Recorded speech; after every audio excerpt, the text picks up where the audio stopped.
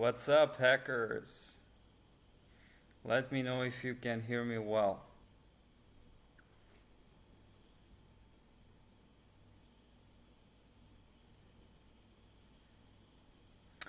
And we're gonna start in a minute.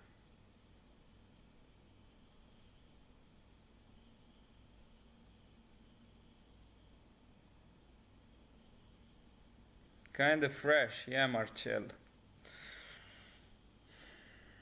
Nice to see you too.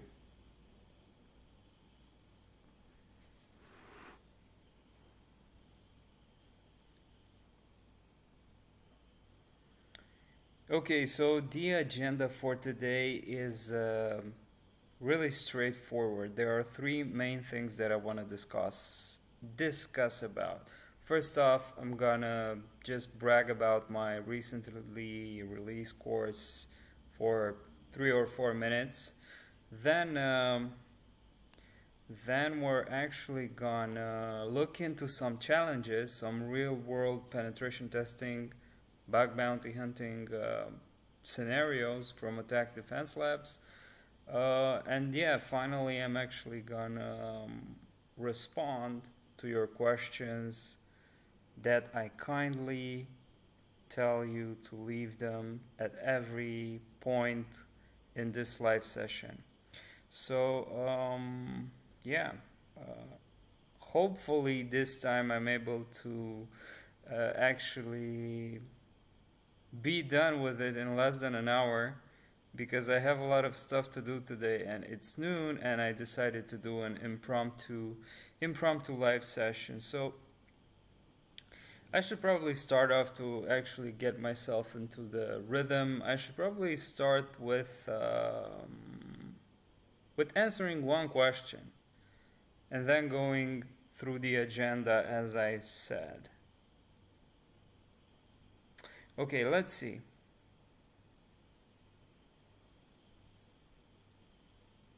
There are some beginner level questions here which I might leave for later. So Bala Amutan, is burp active scan is allowed in bug bounty? So trying to understand what you're asking here, whether or not burp active scan is allowed in bug bounty. In this case, you're probably talking about burp intruder, and it depends. As I say, and I'm gonna do a shameless plug here, as I say in my Recon course that I've just recently released, and I have a whole lesson on this. Uh, in some cases, burp active scanning is allowed. In some other cases, is not. So the very most important thing that you actually need to look for when you're doing bug bounty on a certain program is uh, is to actually read the freaking scope. This is how you start every bug bounty thing, every bug bounty program.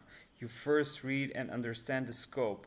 And more often than not, the scope is going to tell you whether or not you're allowed to do some intensive scanning, what type of scanning, what type of automation you're allowed to do, what not.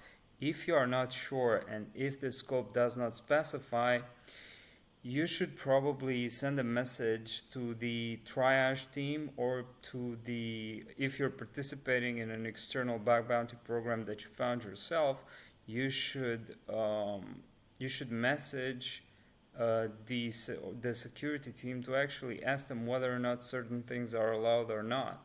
So some um, programs, some bounty programs let you scan, let you do some intensive scanning, the ones that you can do with burp intruder for fuzzing and stuff, and also scanning that you can do with tools like fuzz faster you fool, or faster fuzzer you fool, something like that, or with their search. Um,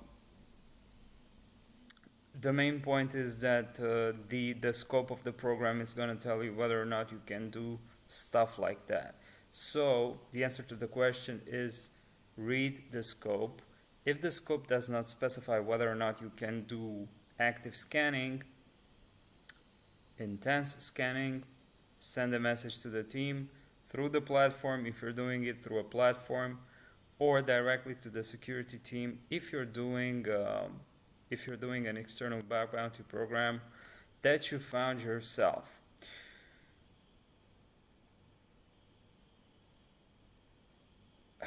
Eugenia. So yeah, Eugenia, I'm actually gonna answer to your. It's a very good question. I'm actually gonna answer to your question at the end of this. I never thought of it like that. So let's actually go through the agenda. Let's go through my 3-point agenda, and then we'll get back to the questions at the end of the live stream, because we're already 8 minutes in, and time flies, and we need to do some real stuff, some hands-on stuff. Okay, so I'm gonna share my screen now. Let me just I can just leave this as well, or maybe enable performance mode. Yeah. Okay, so let's see. Point number 1, Recon in cybersecurity. Recon in cybersecurity. So this is my recently released course that you've seen me brag about on social media, and I'm not gonna spend a lot of time on telling you what it is about. Go check it out. On. I've put up a very simple and easy to understand bit.ly link. So it's bit.ly cybersec recon. And I still have a discount code that's probably going to expire in less than 24 hours, because I've set it up a few days ago, and it's going to expire in less than 24 hours. So with this discount code, you'll get the course for $9.99 right now. So if I copy the code, Udemy does a lot of bargaining with the courses, with authors of courses, and they offer this course for 13 euros right now, which is about $15 or $16. So if I apply the coupon, it's going to make it like $10. If I actually change my settings to USD, it's probably going to show $10. Alright, so as you can see, there are two lessons. Two free lessons that you can watch. And then this is what I'm going through in the course. I'm actually talking about good programs to hack on, approaching Recon manual and automated, and what I usually do in this case, the importance of coding in Recon, and here I talk about Python and Bash, subdomain discovery from the initial contact with the target to subdomain discovery, so eliminating the noise. So when you first get a lot of subdomains, most of them, a very big proportion of them are going to be dead or not alive. And this is what, in this lesson, I'm talking about how to eliminate all the noise and actually have a very clean list of active live targets using bash skills. Then I'm talking about brute forcing, and I'm showing you how I use multiple tools here. Then I talk about buckets, dorks, so how to find buckets, dorks so Google dorks, GitHub, reconnaissance, and also Shodan research. This is a lengthier lesson. Then I'm talking about burp and zap, and also nmap and nicto, which are sort of a good addition to a well-formulated recon strategy. Then I'm talking about my strategy when it comes to JS files, then the Wayback Machine, a little bit of talking on reporting, and that's just about it. So if this sounds exciting, go ahead and support me by getting this course with the exciting Recon coupon applied. And with that said, let's actually go into some hands-on stuff. So attack defense, then Q&A, and that's it. All right. Let's see.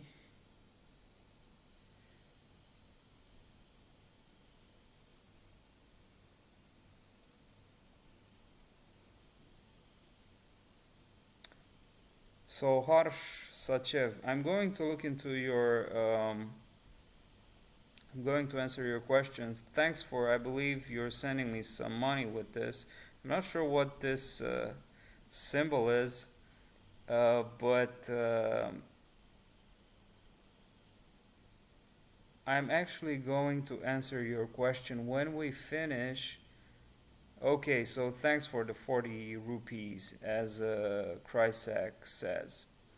Um, I'm actually going to answer your question after we do the hands on thingy, the hands on hacking.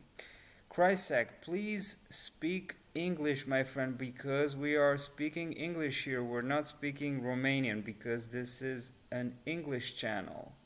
I might be starting a Romanian channel at some point in the future, but this is geared towards internationally. All right, so we're 13 minutes in.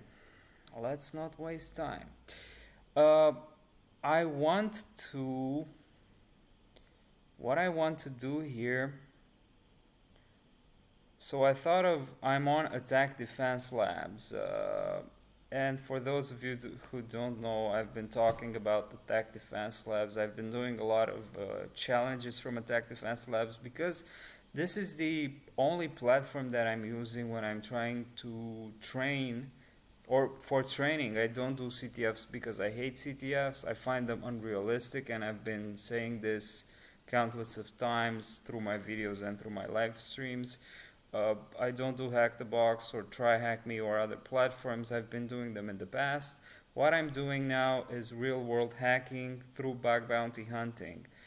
That's the real deal. It's not CTF, it's not nothing. It's real world hacking with the potential impact. If you find something, you might get paid. If there's a program that you participate in, if you don't get paid, it is very likely that you're going to be recognized on a Hall of Fame. So, wouldn't be cool to be recognized on the Hall of Fame of Google, for example, instead of just playing a CTF on a platform and actually gather points, which I don't know, may be motivating to you, but it's not motivating to me. It's more motivating to me when I have real impact on on a company's security in actually helping them strengthen their security and not just playing CTFs with which most often than not have no real world impact. Just a second here. So yeah, I was talking about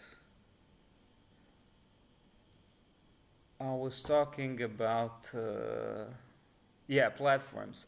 Attack Defense Labs is a platform that provides sort of realistic scenarios. What more realistic can be than CVEs? And what I want for today, other platforms might be, what was the other one that other people are suggesting? So it's Attack Defense, and there's another one that has some labs in its name. Help me, guys.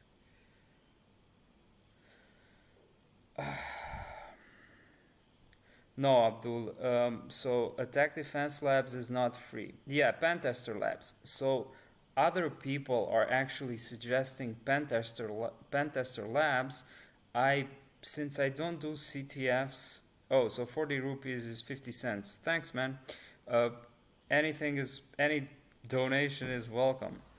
Um, what I was saying, no, Cybery is super expensive. It's not worth it. They have a lot of labs. So Cybery, they have like very many labs, but their Insider Pro subscription is it's not worth it. It's probably $100 a month, and you'd better be investing that money. If you have the money to invest, you'd better be investing them in a Burp Suite subscription or in a Attack Defense Labs. Attack Defense Labs is about $40 a month, and even though it's much more expensive compared to your regular Hack the Box or uh, Try Hack Me stuff. So Hack the Box is probably $15. Try Hack Me is like $15 as well. Um, we're wasting time here talking about this, but anyway, let me just finish my idea. So I want to invest. I would rather invest in attack defense because it's realistic scenarios. Even though, like I said, I don't do much of this stuff. I rarely. I it's if the majority of my time is spent, like 80% of my time in cybersecurity, or let's say 70% of my time in cybersecurity spent on real hacking via bug bounties and penetration testing that I do for clients. Maybe 10% is spent on actually training on platforms. So my suggestion for platforms is Attack Defense Labs. I'm biased for them, and then would be Pentester Labs, which I haven't tried, but I might be trying just for the sake of trying in the future. And there's another really cool platform that's just started to grow up, um, which is called. Let's see. Let me just. It's called Application dot security, and this is geared more towards and you can try it out via their demo feature. They have free exercises. This is geared more towards people who want to do security code review, and not only because the free exercises are geared towards OWASP top 10.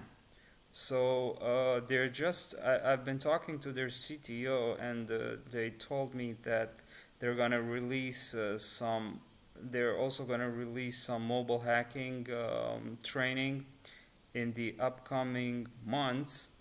So I'm really looking forward to see how this platform goes. I have an insider's view of the platform, and I might be talking more about it in the future. Okay, so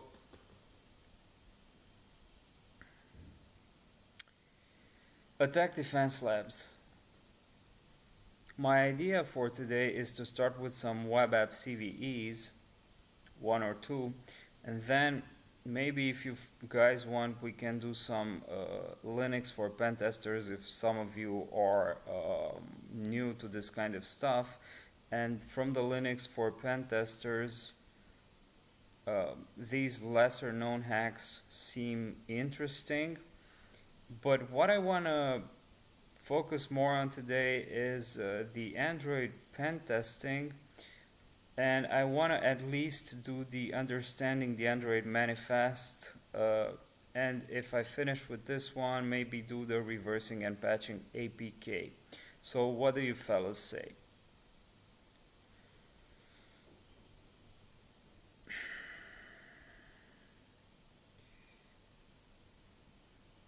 Going to answer to your questions, fellas, by the end of this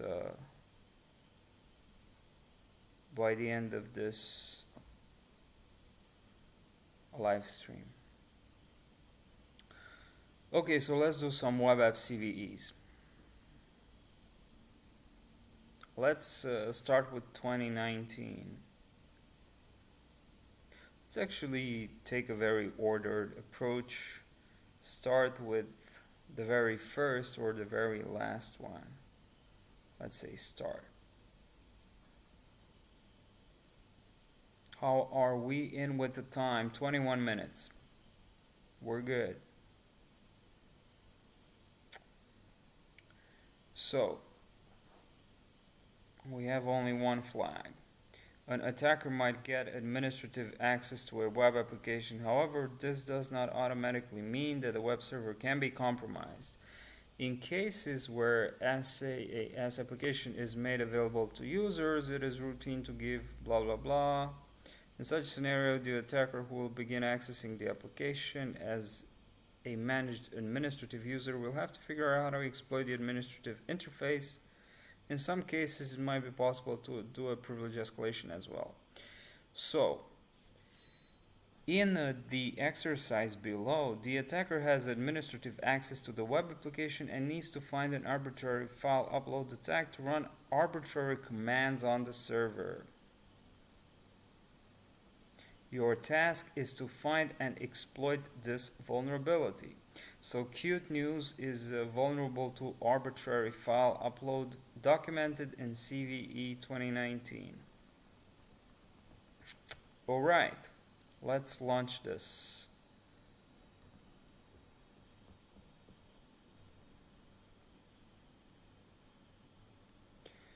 They also started to make walkthrough videos for this,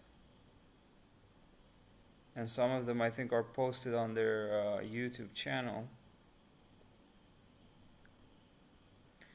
So what we need to look into this CVE.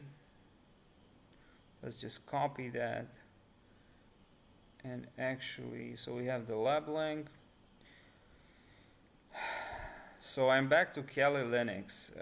I've had some issues with Parrot OS. I've actually broke it, and I wasn't able to recover. I wasn't able to recover the image that I had, the virtual machine that I had, but I was able to recover the most important files. So I decided I'm just gonna leave Parrot OS aside for now and go back to Kali Linux, and I've been off of Kali Linux for almost a year now, and getting back to it, seeing a lot of the new things they've added recently it's a really refreshing look, and I like it a lot. So let's see what this CVE is all about. We already have remote code execution, and we have a Metasploit. We seem to have a Metasploit. Let's do exploit DB. Yeah, we only have the remote code execution via Metasploit.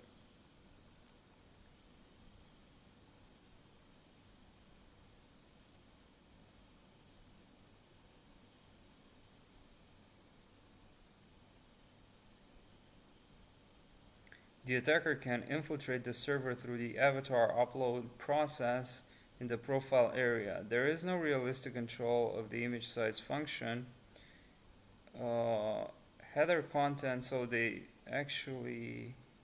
header content of the file can be changed and the control can be bypassed. We can use the GIF header for this purpose. An ordinary user is enough to exploit this vulnerability. No need for admin user. This module creates a file for you and allows RCE. So we need to look for Qt News in Metasploit. Haven't been using Metasploit too much, but let's see.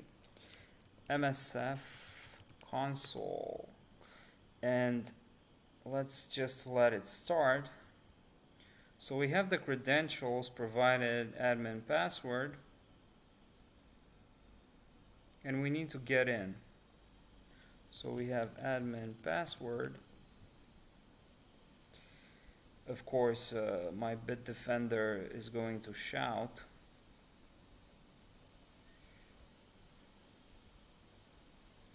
But never mind. I don't think we need this. This is probably just...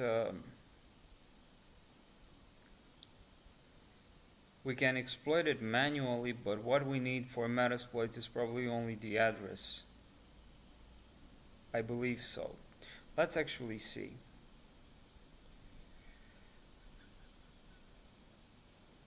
Yeah, so free die.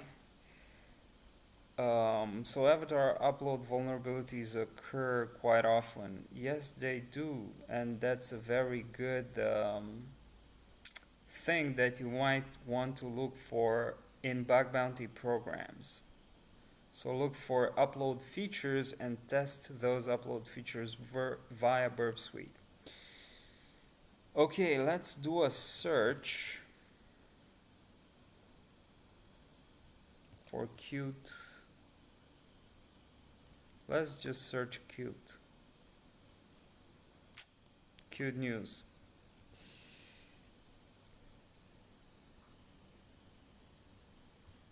Yeah, I have to be more specific. So search cute news. No result. Cute news. Can they search like that? What if I do cute news?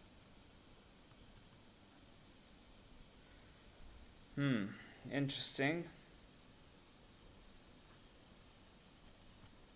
Let's see where this is located at.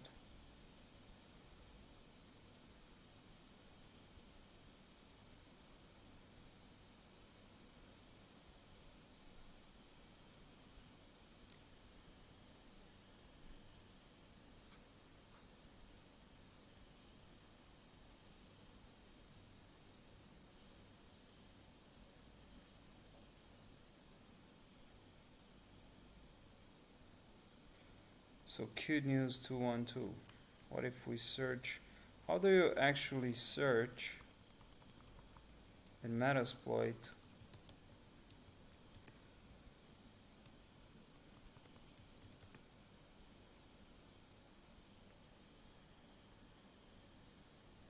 It's probably in auxiliary.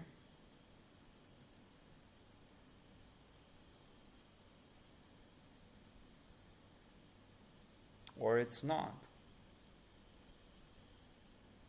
Maybe I have to download it or update the database. How do you update Metasploit?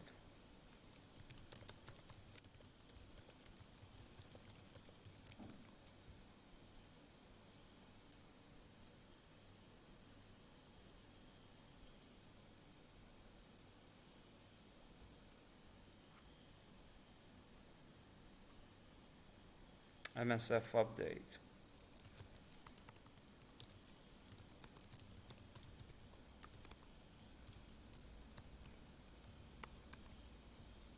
Is no longer supported.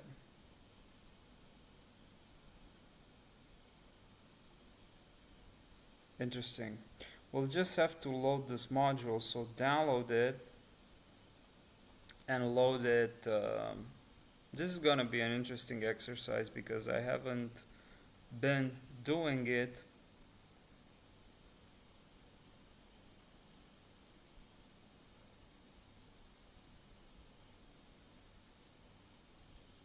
in a while. We could also look for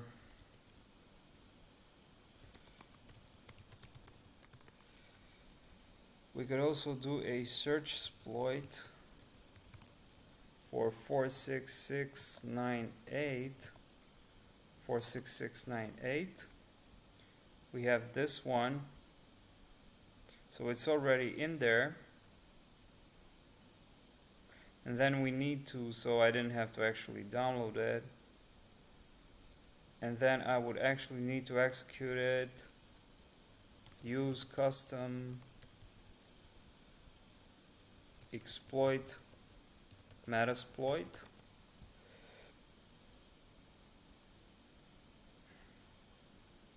It's always the first result, so Google is like extremely helpful. So we need to copy it to web apps. This is 2019, so it's probably going to work. Let's control C that. Or not. Let's first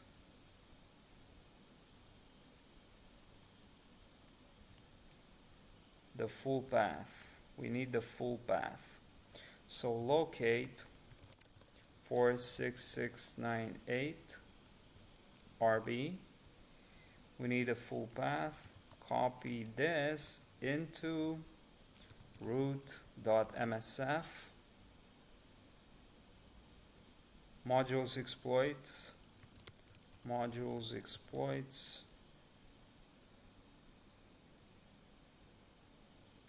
CGI web apps.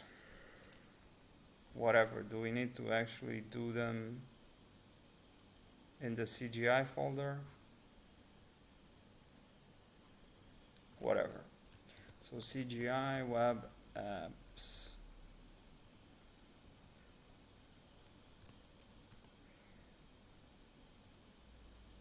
Cannot create regular file root msf4. Yeah, because we probably need to create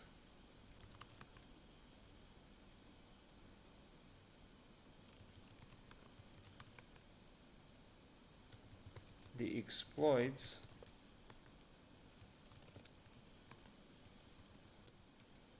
and the CGI and the web apps, and then let's repeat the command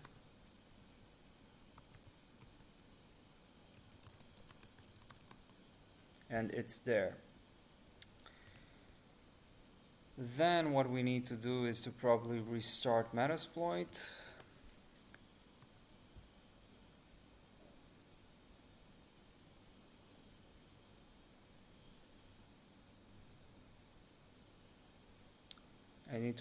I also need to do an update DB. But let's see, maybe it finds it.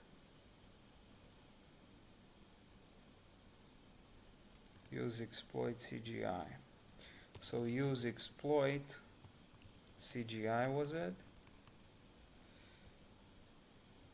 No, I don't want to do that. Exploits CGI. Update DB. Wow, that was fast. No. Search cute news. Exit. MSF console once again. So 2006 exploits.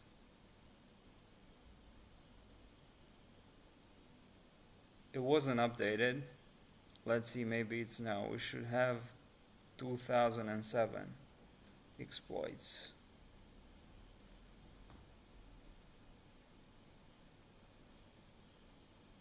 Still 2006. What if we search? Search can apply complex filters such as CVE type exploit. Help search. So let's first try to look for cute news. Search for, so use exploit.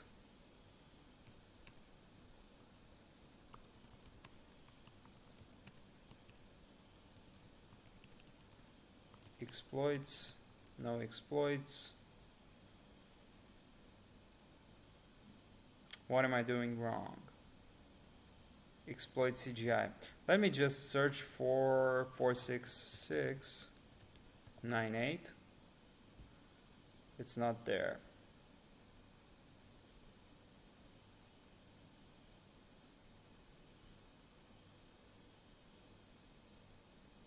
But it should be there. Did I miss anything? What do you guys think?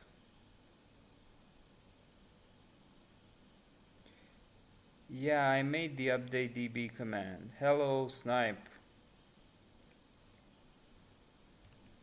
I already run the update DB. Let's do a search CVE 2019. Let's do a help search. It should be in the Metasploit database, right?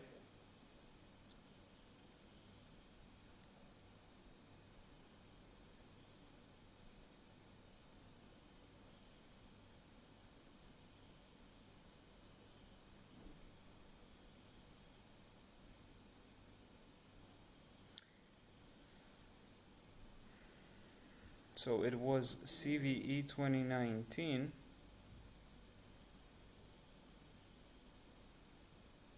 Where is it? I cannot see it. Where's the freaking CVE?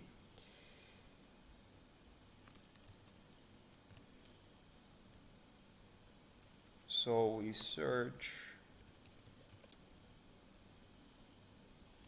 CVE like that, like that.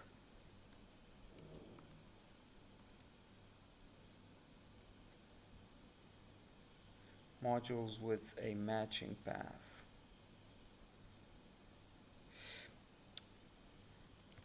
Load external module Metasploit.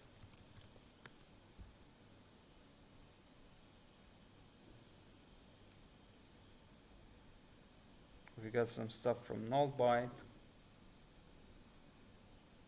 So it's, yeah, it's the same thing.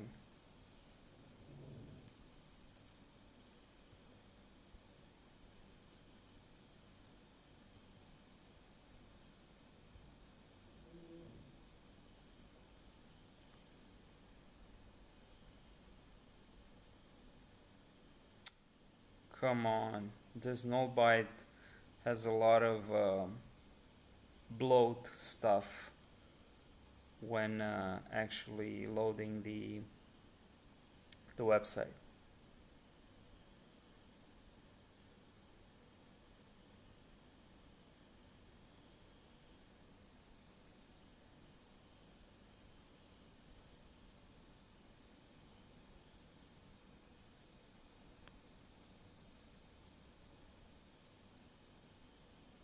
Exploits.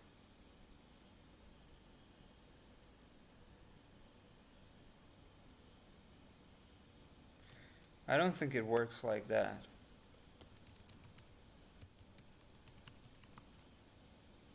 You use exploit.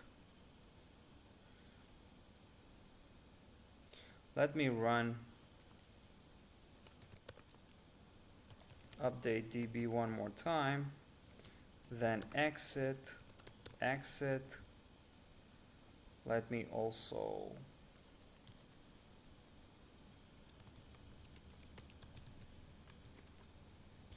modules exploits, so MSF console. Try again.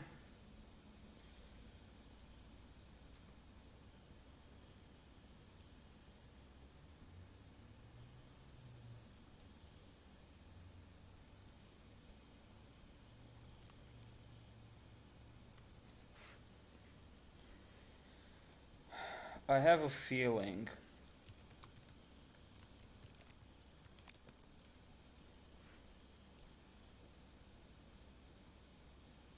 so I don't have anything running on the local host.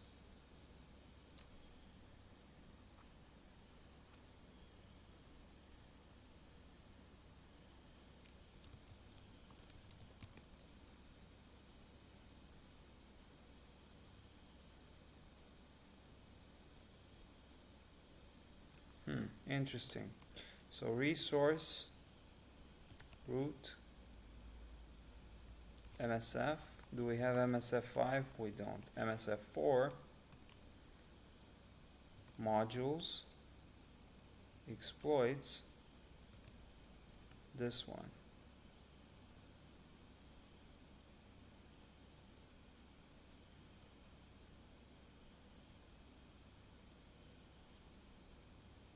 Yeah, this is not right.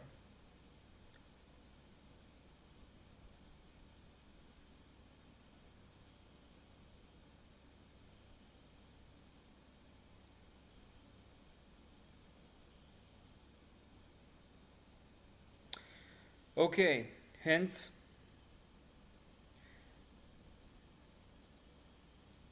so Abdul, full path. Let's see. Use root.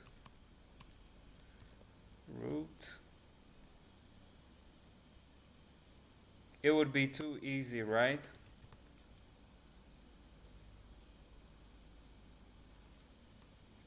Failed to load module. What's going on with it?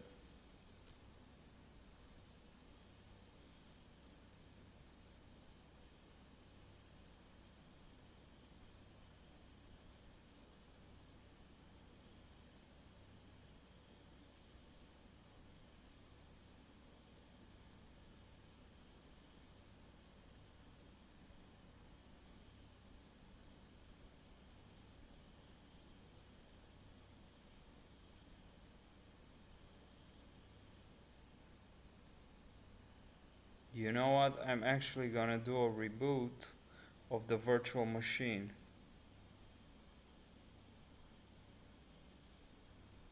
But it should already be there. So 46698. No result. What if I load it?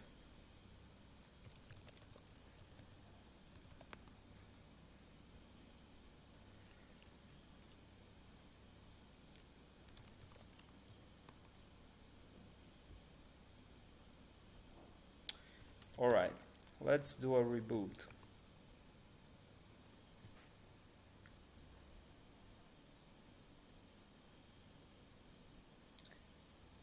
I can try that as well, Abdul. But we'll see. So I guess I guess we're actually spending way too much time with this exercise that should actually be relatively simple, but it seems to be more complicated to me. I haven't been using too much Metasploit in bug bounties, nor in the types of penetration testing that I'm doing, because I mostly do mobile apps, and when I do web apps, you don't get into this situation of using Metasploit. So I don't know, maybe that there are some people. Um, Love from Romania, Abdul. Uh, there might be people who are relying on Metasploit, but I'm actually not one of them. I'm more into manual stuff and automation via Python and Bash. So let's see.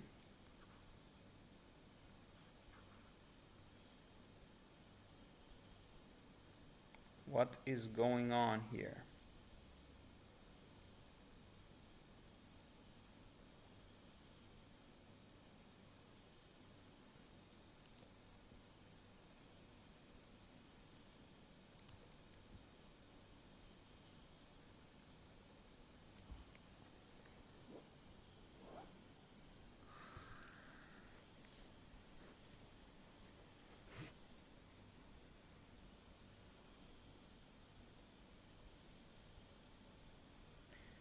So Abdul, you were saying enter path from modules.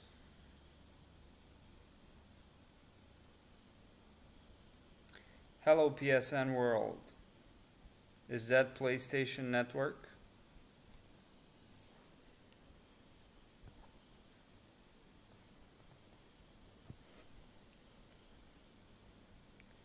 Well, the path was module. So let's log in as Kelly.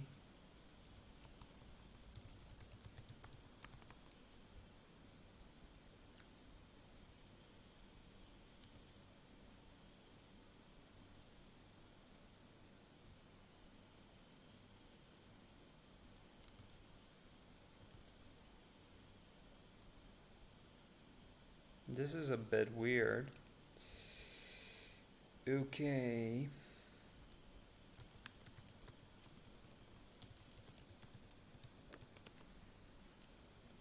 Let's do it again. So MSF console.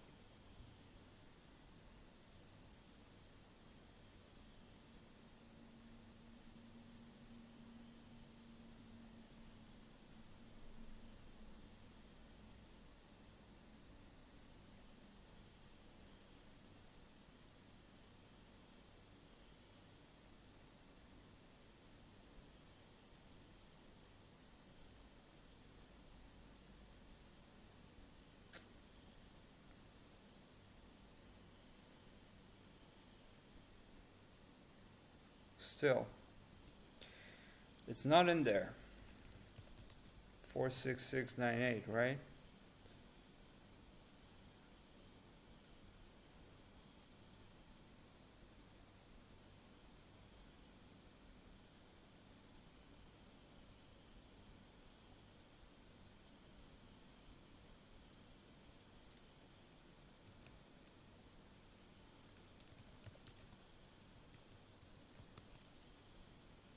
Okay, so use modules, use exploit,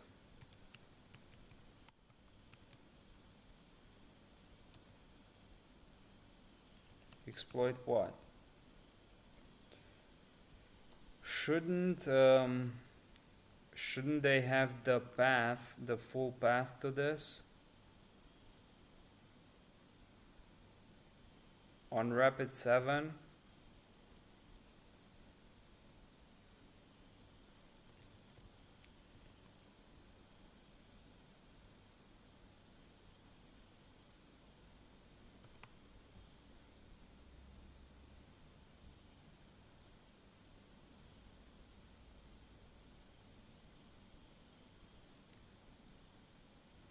cute PHP.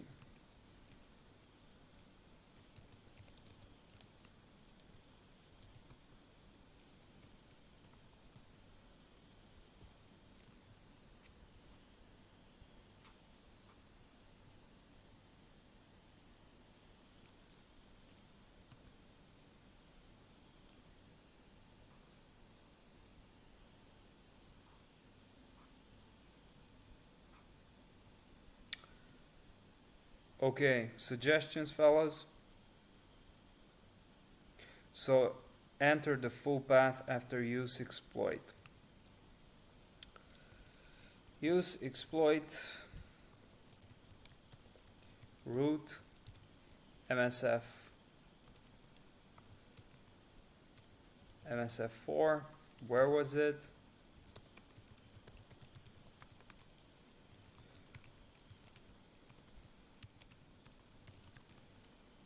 Modules, exploits, CGI. MSF4 modules, exploits, CGI. Web apps.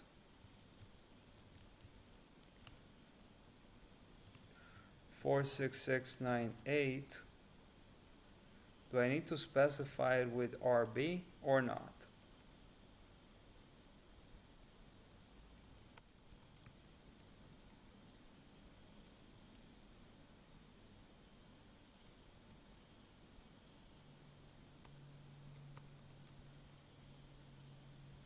It's not gonna work.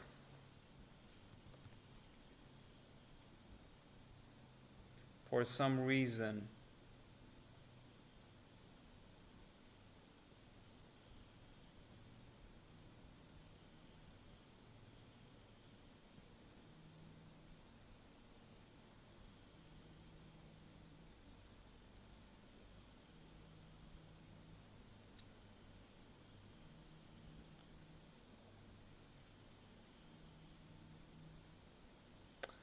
Okay. We can do that, I guess. Let's do that. I'm not sure if you know what I'm thinking about. But we can just copy the exploit somewhere here. Maybe it's gonna work like that. Shit. I have to go any minute now. So let's see.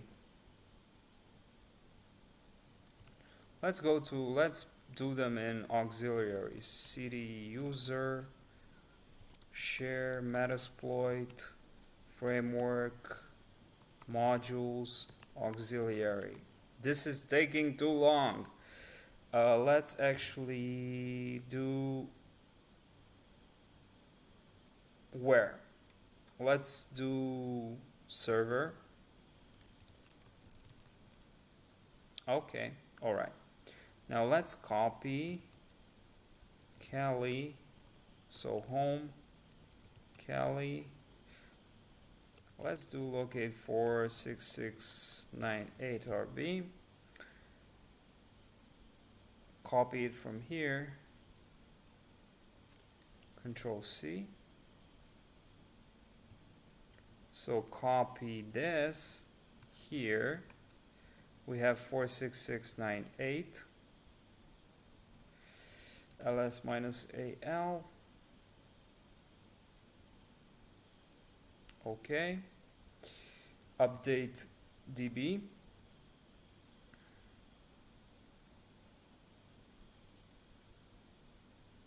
All right, took longer. MSF console. Maybe it's gonna work this time. If it ain't gonna work, I'm just gonna jump into the Q&A because I might have to leave shortly.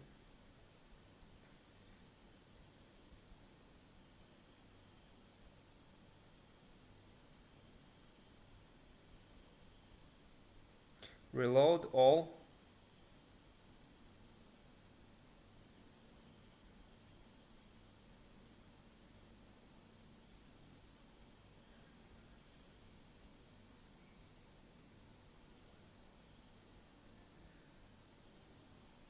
Let's see, you guys have some good suggestions. I love that. So it's still not here. If we search for 46698, use exploit auxiliary, use auxiliary server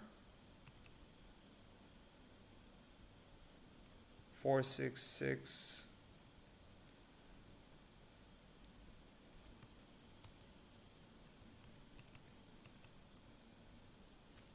That's where I put it, right? User, share, Metasploit, framework, modules, auxiliary, server. It's there, but it's not foundable. So in this case, some of you suggested reload all.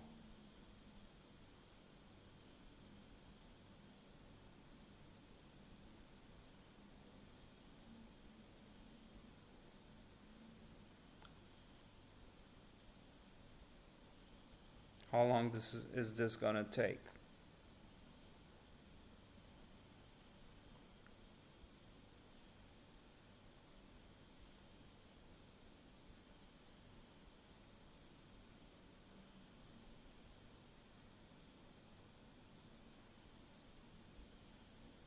Okay, so while this is loading, the following modules could not be loaded. Interesting. I wonder why. So I think we should render this exercise. We're spending way too much time debugging it. We should render this. We should leave this for some later time, some other live session. So let's cat that. It couldn't load it. I wonder why.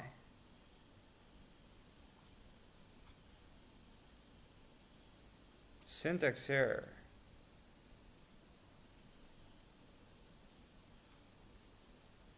Let's just cat this and grab for 46698 before 10 lines and after 20 lines.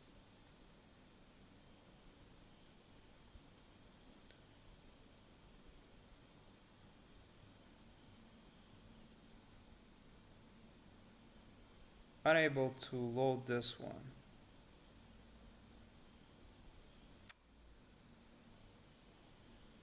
We probably have to do some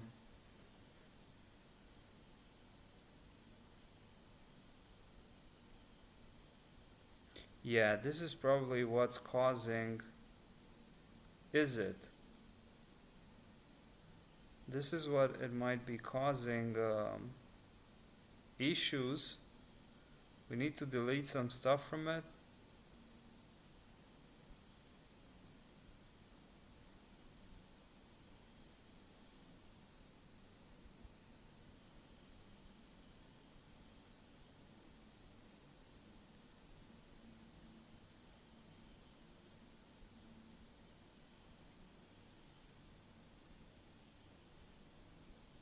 Okay, let me just pause this for a minute and I'll get back because I have to take a call. So I'm putting this on pause for 1 or 2 minutes and then I'm gonna come back.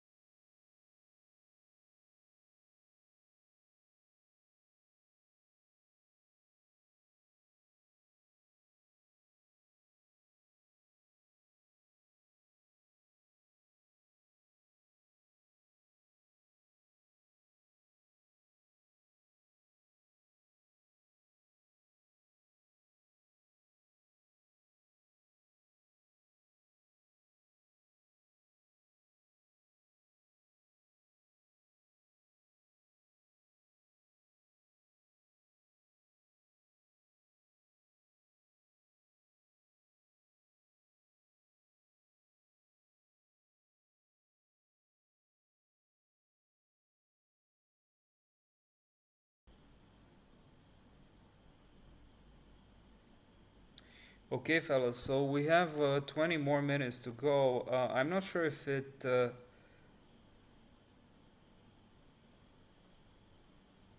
I'm not sure if it's worth keep on trying to actually deal with this stuff, deal with this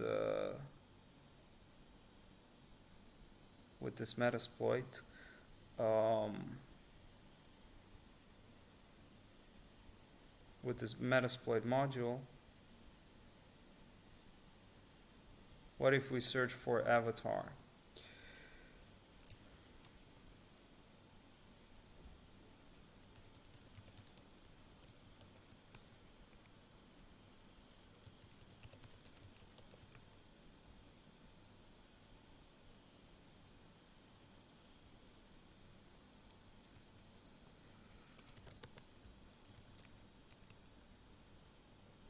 What's MSFDB?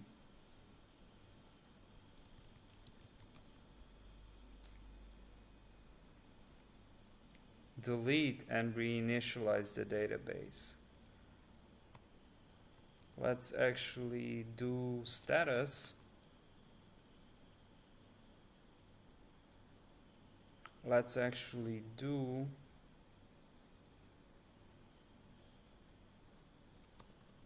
stop. Already stop. Start.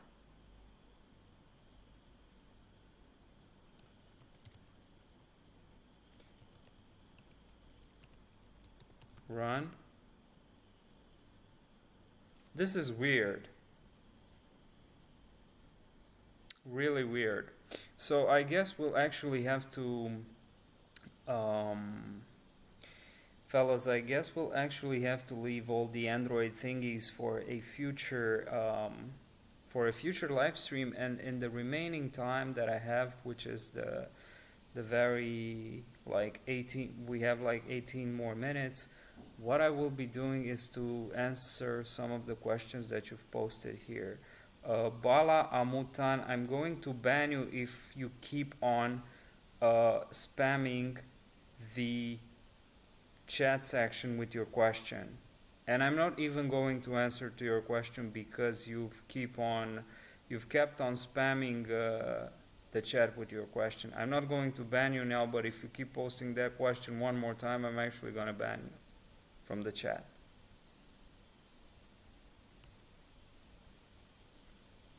So still, search 46698, search Qt News, there's nothing. Okay, I'll probably figure it out, and I'm actually gonna get back to this exercise at a later point. But what we can do in the meantime, what we can do is to actually look at their walkthrough. Let's see what they have to say when it comes to this CVE. I think we could do the manual exploitation, which would be an interesting exercise, but it might take a relatively long time. So let's see.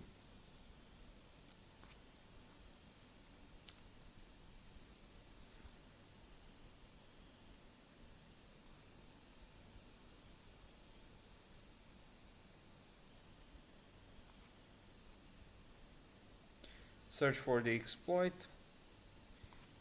You get the exploit.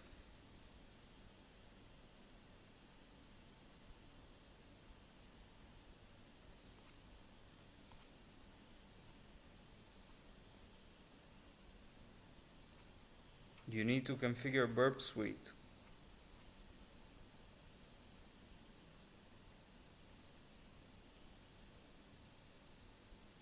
Upload PHP backdoor shell via avatar file upload option and intercept the request using burp suite. Okay, you intercept the request.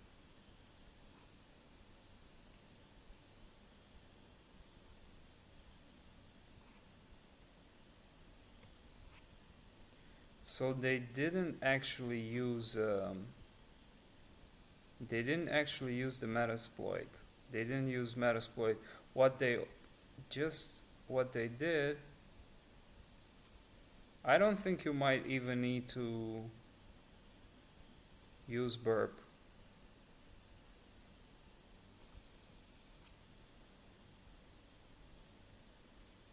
We should probably get back to this in a future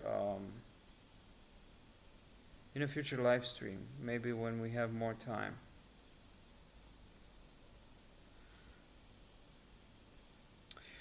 Okay.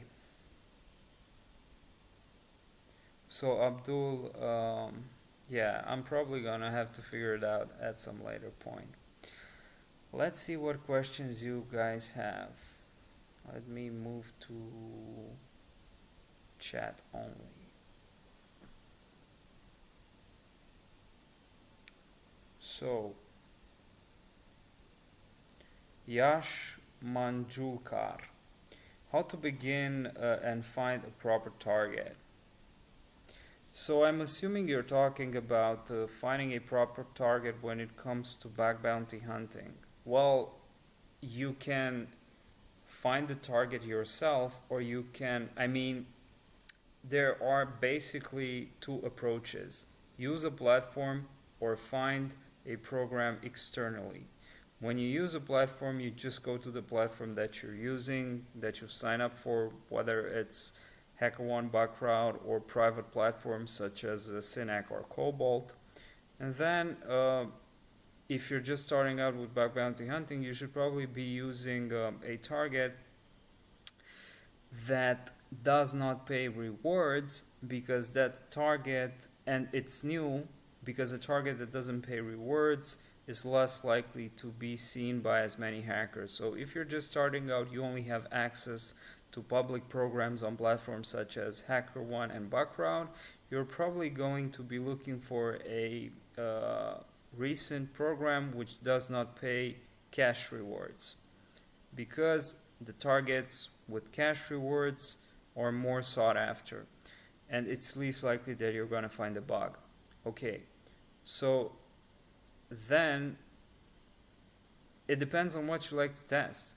If you want to go for web applications, you look for you restrict your search filters on HackerOne or Bugcrowd to web applications, or if you want to go mobile, which I would suggest you go mobile, you could restrict only to the you could apply the filters only to the applications that have mobile assets, or so this is via the platform, or if you do the programs externally, I'm sure that you'll be able to find, I mean, there are thousands, if not maybe tens of thousands of external programs that do not use platforms.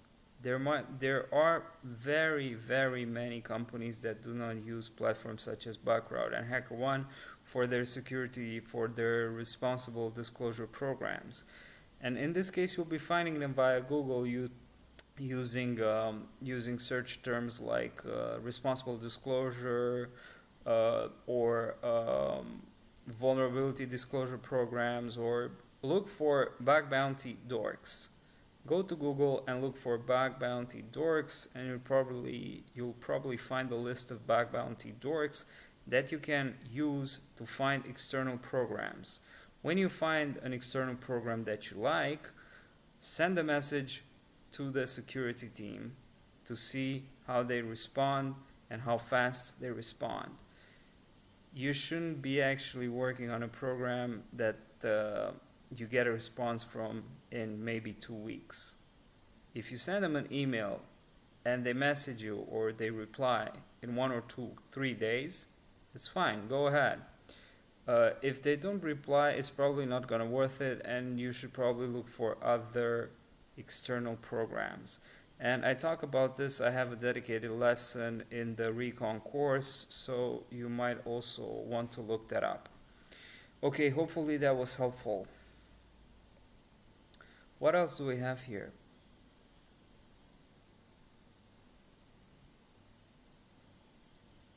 So what bug would you recommend for me to look up in specific for a first timer? This was from Nitin R.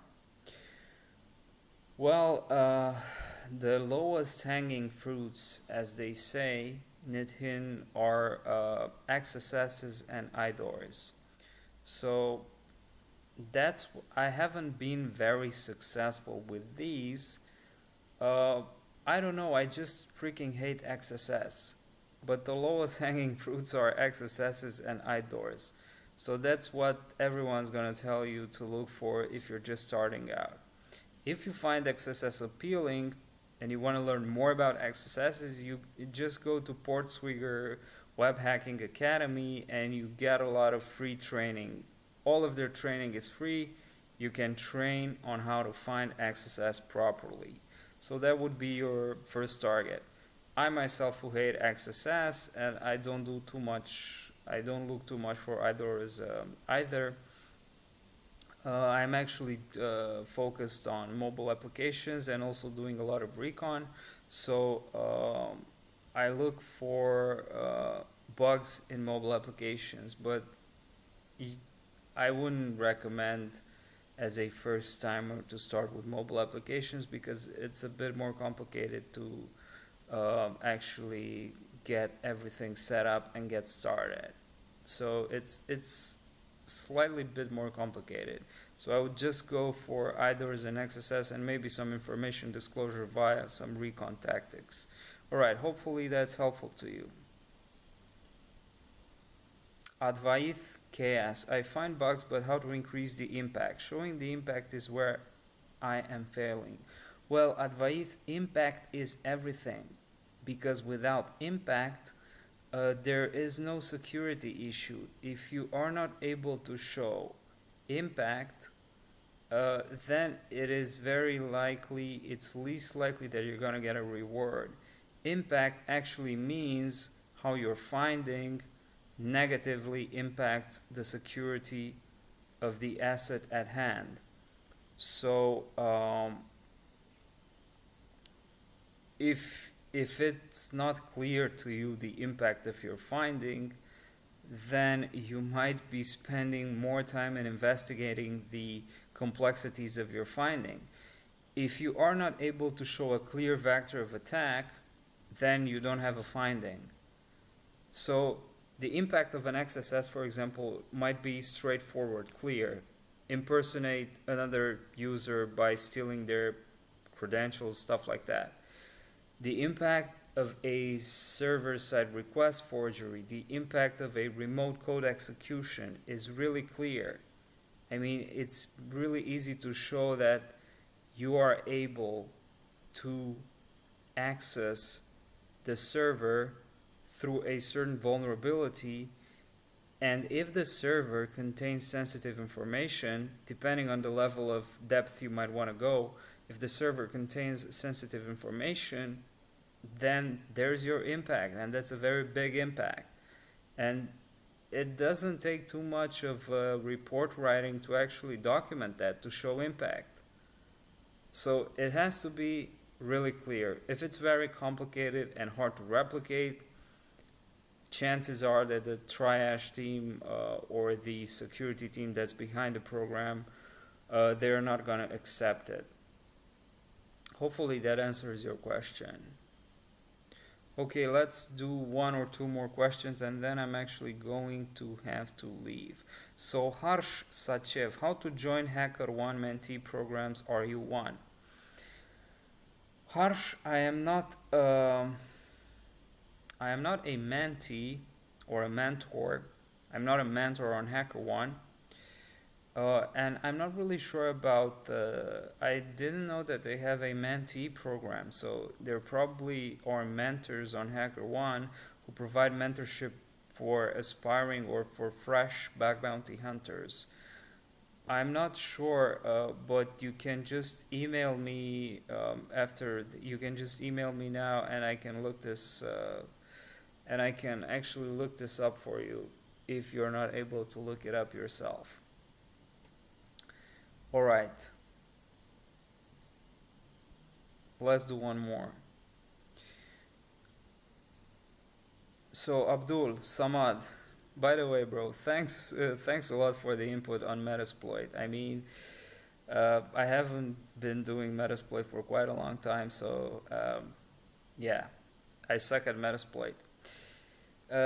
So Abdul, you're asking, can I find a bug for bounty if a program were launched a lot of time ago on bug bounty platform? Can bugs still found in oldest programs? So I guess what you're trying to ask here is whether or not you can still find bugs in older programs. Of course. So let's take, for example, Yahoo or Verizon.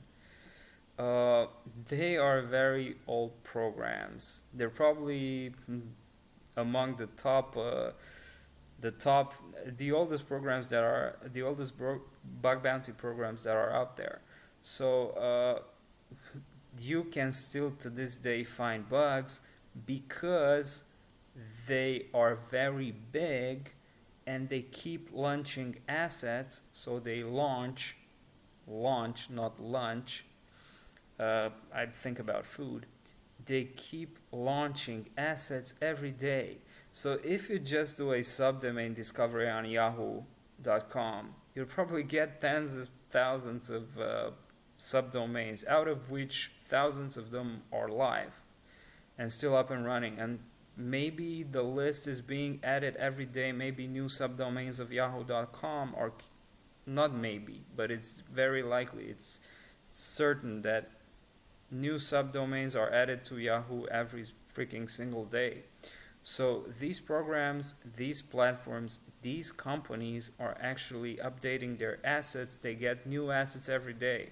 So of course you will be able to find bugs in old programs because these old programs are not fixed in stone as a company.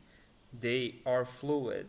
They are updated. Their assets are getting updated. Some assets go online, some new assets go online, some older assets go offline, and you'll always be able to find vulnerabilities in these programs. All right. Abdul, you've asked another great question. Can we learn real-world bug bounty by only practicing the already vulnerable labs?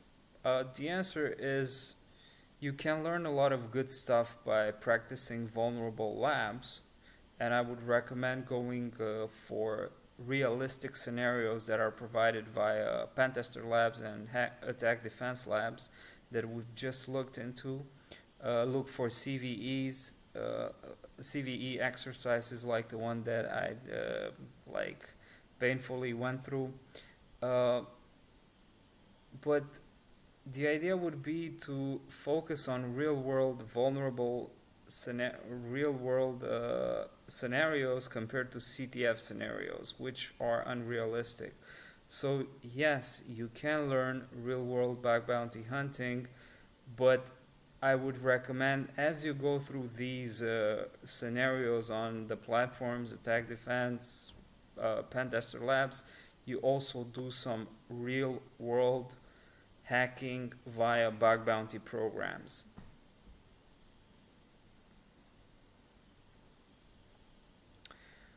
Okay, fellas.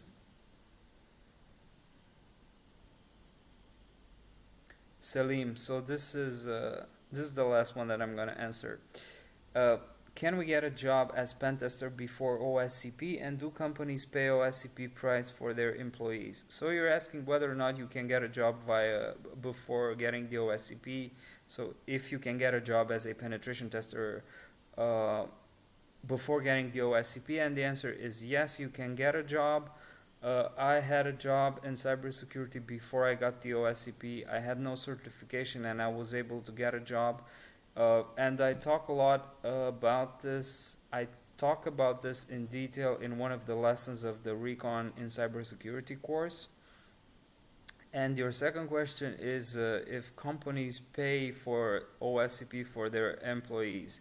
And the answer is that in many cases they actually do pay for the OSCP to their employees. So yes, the answer to that question is yes. Whether or not this is your case, it's a contextual. It's based on context.